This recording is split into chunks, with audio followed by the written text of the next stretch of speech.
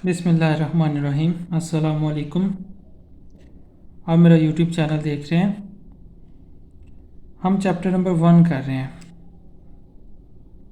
आज हमने करनी है एक्सरसाइज 1.2 स्टार्ट।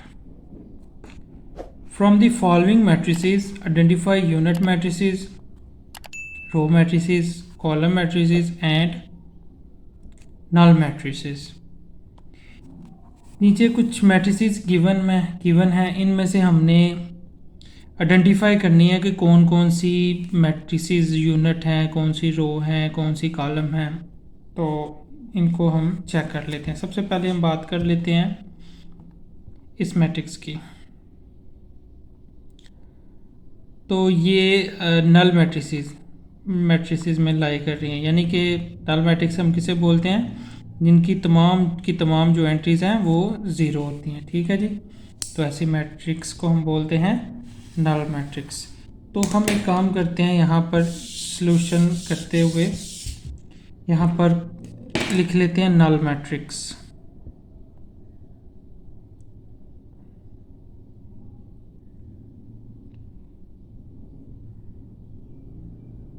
नल मैट्रिक्स, ठीक है जी।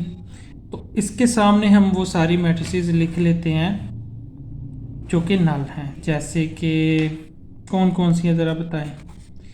ए मैट्रिक्स नल मैट्रिक्स है क्योंकि इसकी सारी एंट्री ज़ीरो हैं, और ये ई वाली। इसके अलावा तमाम में कुछ ना कुछ एलिमेंट्स है जो नॉन ज़ीरो। तो हम लिखेंगे ए एंड ई। ये दो मैट्रिसेस हमें मिल गई हैं, ए बी और ई बी। ये नल मैट्रिक्स है, ठीक है दोनों। आगे हम रो का लिख लेते हैं, रो मैट्रिक्स।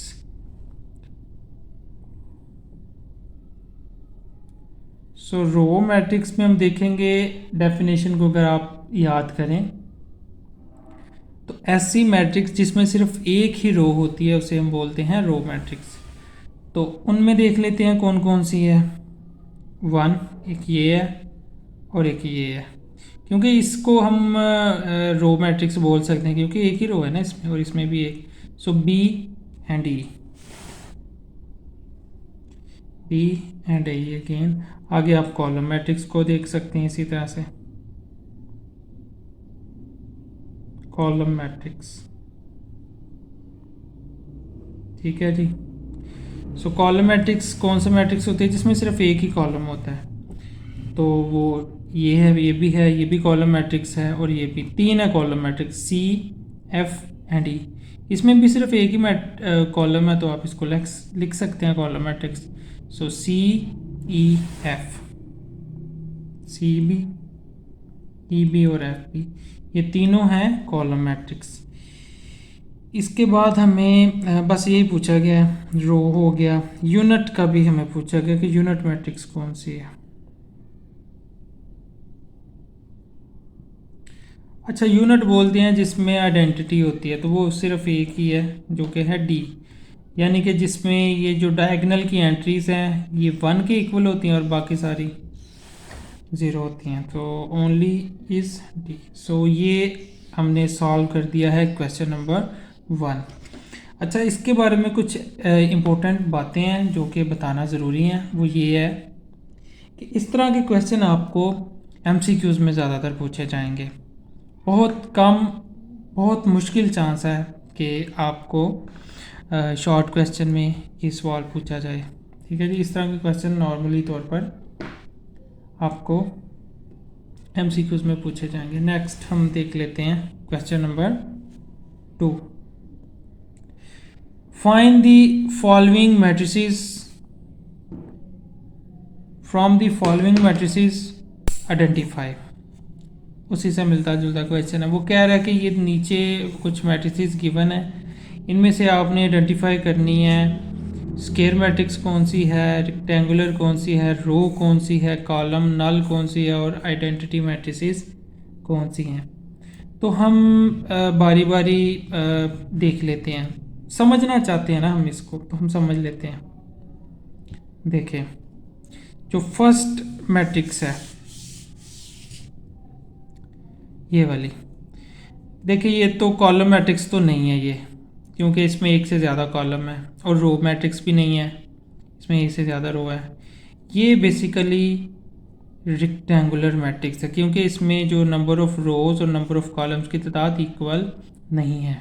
ठीक है, तो ये है रेक्टेंगुलर मैट्रिक्स। ये जी हाँ, बिल्कुल सही बात है, सही बताया आपने, सही गैस किया, ये कॉलम मैट्रिक्स है क्योंकि सिर्फ इसमें एक ही कॉलम है। ठीक है जी। नेक्स्ट, ये स्क्वायर मैट्रिक्स है। जी हाँ, इसमें number of rose number of columns equal है। इसके बारे में क्या ख्याल है? ये स्क्वायर मैट्रिक्स है और आइडेंटिटी मैट्रिक्स भी है। ठीक है, इसको आप आइडेंटिटी मैट्रिक्स बोल सकते हैं, वैसे भी स्क्वायर भी है ये। ठीक है, क्योंकि इसमें नंबर ऑफ रोज और नंबर ऑफ कॉलम इक्वल है। ये रेक्टेंगुलर मैट्रिक्स है क्योंकि इसमें नंबर ऑफ रोज और नंबर ऑफ कॉलम इक्वल नहीं है। इसके अलावा भी अगर कोई और है तो नहीं है, नहीं है। ये रो मैट्रिक्स है क्योंकि इसमें सिर्फ एक ही रो है। ये कॉलम मैट्रिक्स है क्योंकि सिर्फ इसमें एक ही कॉलम है। ठीक है जी। ये स्क्वायर मैट्रिक्स है अगेन, क्योंकि number of rows equal to number of columns. ठीक है, ये रेक्टेंगुलर मैट्रिक्स है और नल मैट्रिक्स भी है। ठीक है, इसको हम नल मैट्रिक्स बोलेंगे। ठीक है जी।